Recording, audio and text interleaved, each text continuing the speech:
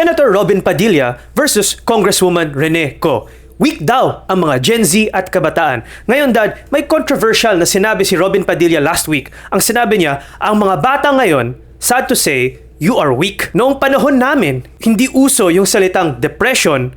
Ngayon batang maliliit, sasabihin, I'm depressed at umiiyak sila as opposed to yung generation namin. Sinabi naman ni Congresswoman Rene Co, ang sagot naman niya ay bakit niya sisisihin ang kabataan sa problema na kagagawan ng gobyerno na di rin nila masolusyonan.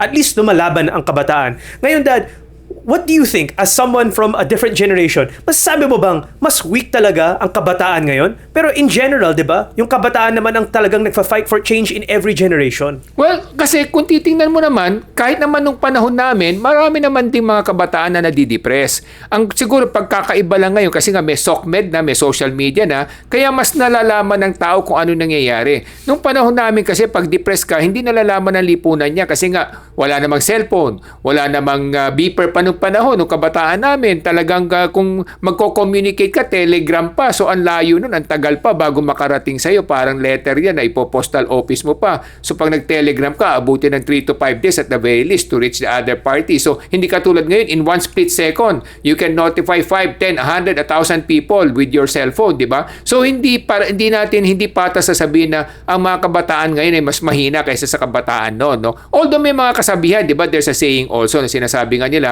good times make weak men, no? And weak men makes bad times, no? At vice versa, no? Strong man makes good times. And good times makes weak men. So, ganun yun, no? And then, bad times makes strong man. Yung sinasabi na pag masama ang panahon at masama ang circumstances, environment, tumitibay ang mga tao, di ba? In terms of emotional and psychological makeup, no? So, kasi nung panahon namin, kaya siguro nabanggit niya ng ating senador, in fairness to him, is because during our time, siyempre katatapos lang ng World War II noon, di ba? Nung siguro wala pang 2 dekada, kung mga 1960s, 1950s, 1970s, meron pang carry over effect yung World War II, no? Tsaka yung mga siyempre difficulty during that time, no? So siyempre ang mga tao nasanay talaga sa mas mahirap na pamumuhay, no? Tsaka mas physical ang trabaho, no? Kasi nga wala namang mga automation.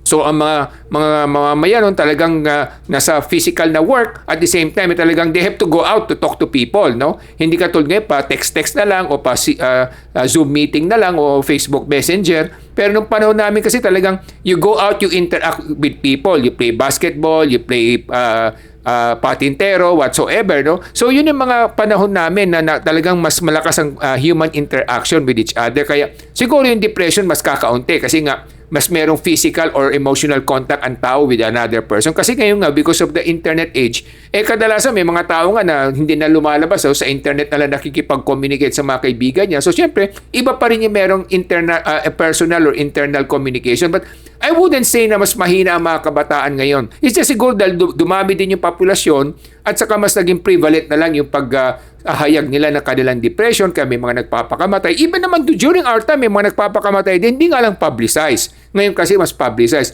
It looks more because the numbers also have grown. No? For example, kung sinabi natin out of 100, bawat may isang nagpapakamatay o nadidepress. Halimbawa, kung naging 1,000 na yan, 10 yun. No? So, kala mo yung 10 marami na, pero in terms of percentage, it could still be the same. Yun ang aking nakikita dito. Ngayon Morgan, do you think na tama si Robin Padilla na mas weak ang kabataan ngayon kaysa dati?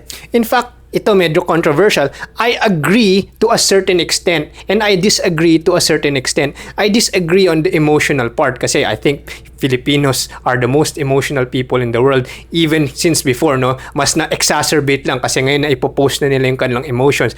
So there, I disagree that they became emotionally weaker. Sa akin, tingin ko, they've always been the same emotional people. Pero sa akin, I agree that they have been weaker in terms of mental proficiency. Kasi dahil dito sa ating mga statistics, nakikita natin na 99.6% ng mga graduates daw ng grade 12 ay hindi daw proficient for grade 12. They can't even be proficient. Only 0.4% daw ang kayang, talagang maging proficient dun sa level na yun. At one of the reasons na naging ganito ang resulta natin is because of the mass promotion na wala daw pwedeng bumagsak sa mga grade 1 to 12 kasi na maapektuhan daw ang emotion ng mga estudyante. And I think they're babying this overblown emotional thing by saying na wala nang ibabaksak para lahat ng parents happy, lahat ng estudyante happy. Pero sa akin, sa tingin ko, personal reading and statistical analysis, talagang humina ang ating proficiency sa mga new graduates, no? Kasi education natin medyo nagkaroon ng mga policies and mga direction na mali at hindi naalagaan, tapos kulang pa tayo sa classroom. Kaya hindi ko nakikita na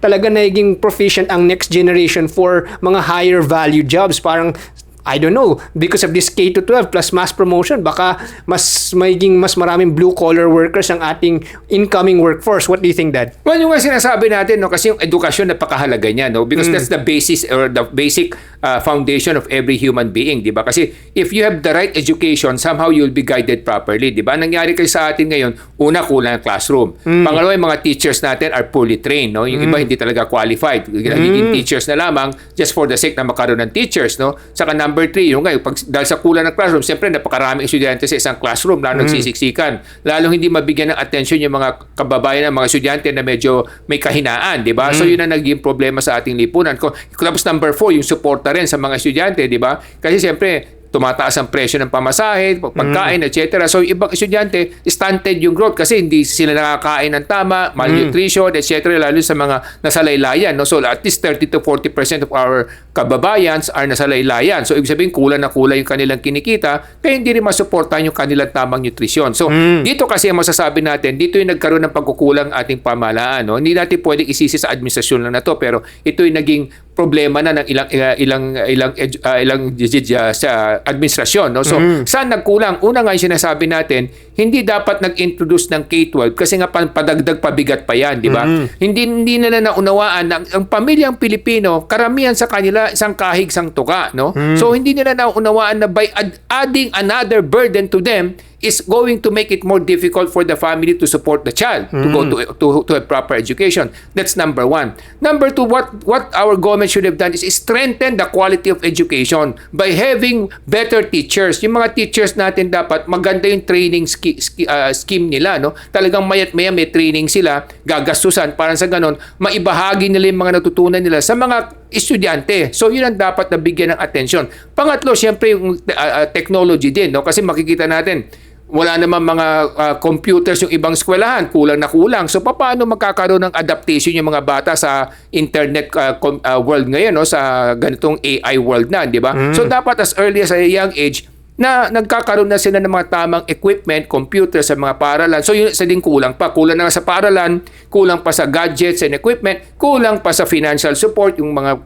estudyanteng nasa laylayan. Kaya lalong umihina in terms of mental capacity or capability. So yun ang sinasabi natin. Marami nga tayong graduates, ang problema naman di sila makahanap ng tamang trabaho because they don't have the right skills. No? That's what we have been promoting with our Ilocano Defenders Party List group. We want to have right skills, reskilling and upskilling, no? Kasi kinakailangan ma-improve mo yung kanilang abilidad para sa ganun mabigyan sila ng kabuhayan, para magkaroon sila ng mas magandang kinabukasan. Tama. Ngayon, Dad, I agree and disagree with some of your points. I agree ako na maraming kakulangan in regards sa education system natin. Kulang yung classroom, kulang yung teacher, kulang yung supplies, kulang ang pagkain, kulang ang pamasahe, at kulang support for our students. Pero may nabasa akong isang Facebook post at saka mga ibang Facebook post actually from mga public school teachers na sinasabi nila bakit nangyayari ang mass promotion. Kasi Morgan, sinabi mo na nagma-mass promotion kasi natatakot yung mga teachers na magalit yung mga parents. Pero supposedly, as of sa mga Facebook posts na nabasa ko from these public school teachers, sinasabi nila, pinahirapan daw sa kanila ng DepEd at ng gobyerno para i-fail ang student. Kasi sa bawat bagsak daw na ibibigay nila sa estudyante, maraming daw requirements ang kailangan i-submit ng teacher at maraming explanation kung bakit niya binabagsak yung mga estudyante na yun. So bawat student, maraming requirements i-explain sa DepEd kung bakit i-fail niya. So in essence, yung teacher rin, discouraged rin siya from failing students kasi Forced to pass everyone. Kasi kung pinasa niya ang estudyante na yun, madali ang buhay. Madali na. Wala na siyang extra work. Pero kung ibabagsak niya ang estudyante na yun, yung gobyerno mismo tatanungin siya, ba't mo binagsak yan? Explain mo, blah blah blah blah blah, ito yung mga requirements. So syempre, kung bawat estudyante babagsakan ko bilang teacher, mas dadagdag pa ang trabaho ko. Na ayoko naman sabihin tamad yung mga teacher, pero syempre, I think it's the system rin na mali. So tama nga si Congresswoman Rene Co na kasalanan rin ng gobyerno, whether it's this administration or the many previous administrations, it's the government making life harder for teachers and for students. And dahil ganoon, parang gusto nga nila na mas marami mga estudyante na kahit na hindi pumapasa, basta mapasa na lang para masabi na lang na siguro ang gusto nila, paper targets or numbers na tumataas sa graph na, mas maraming Pilipino na pumapasa, mas maraming Pilipino nag-graduate, successful ang K-12. Siguro parang in-inflate lang nila ang numbers nila para masabi nilang, graduate na yun, pwede na siya magtrabaho, di ba? So I'm not sure kung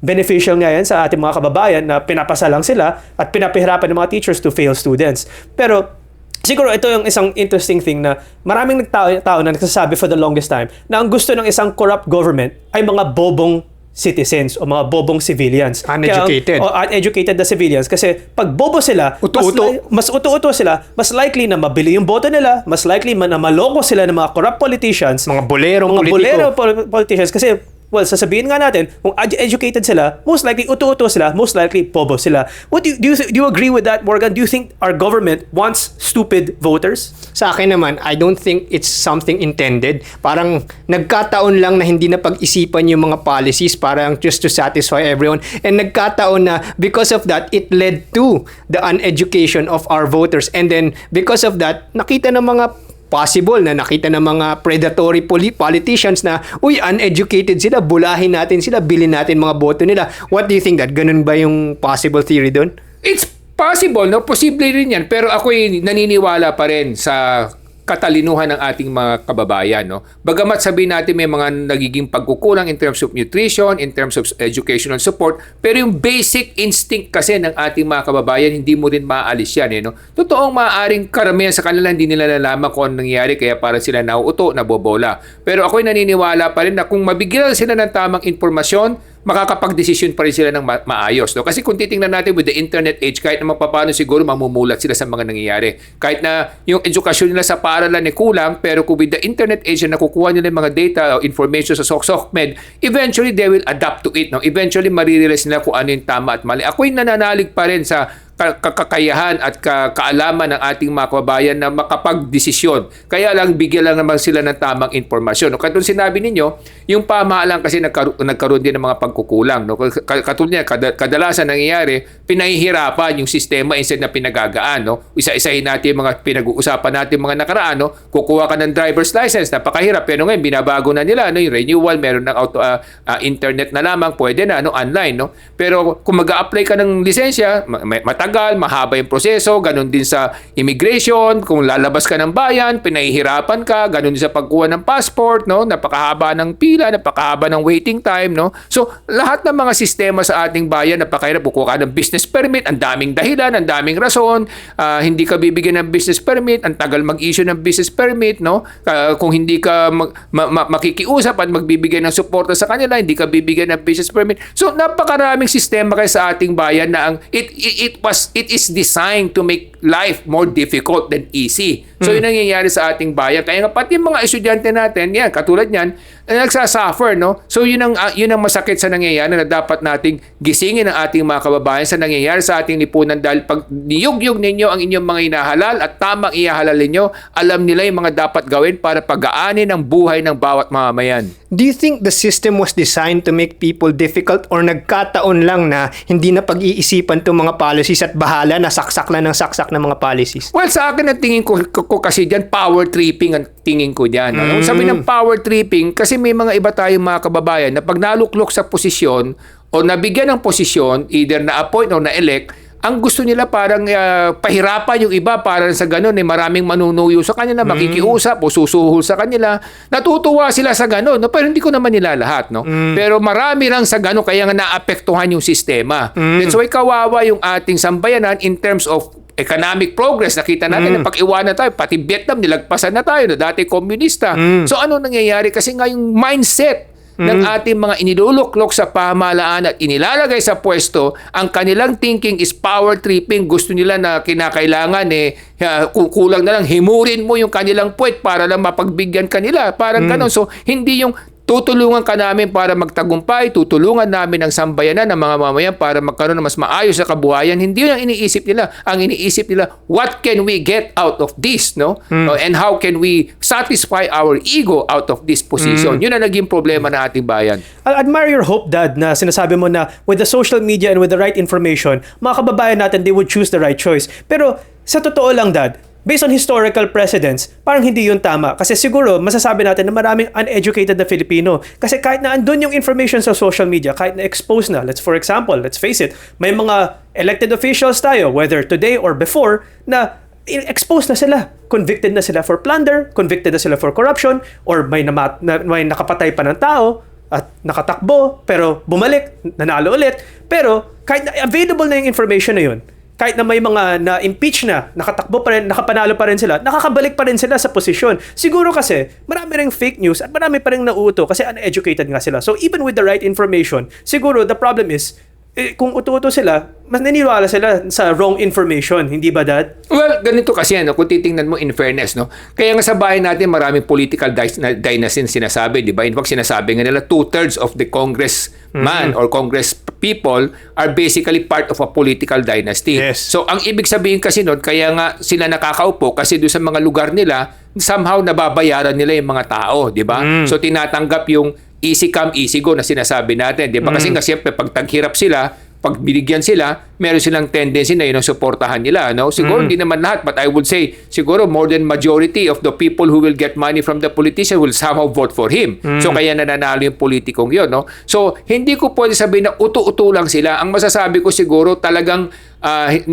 tinatanggap lang nila yung pera, binebenta nila yung boto nila kapalit ng panandali ang benepisyo. Yun ang nagiging problema. It's not being stupid. Hindi sa kabubuhan yun, pero siguro sa kasakiman yun o sa kasopangan yun yung nakikita ko. Yung bang ugali na kung may makukuha ko, yun ang gagawin ko, yun ang susuportahan ko. It's good and it's bad. If it's good if it's for the right reason. But it's bad if it's for the wrong reason.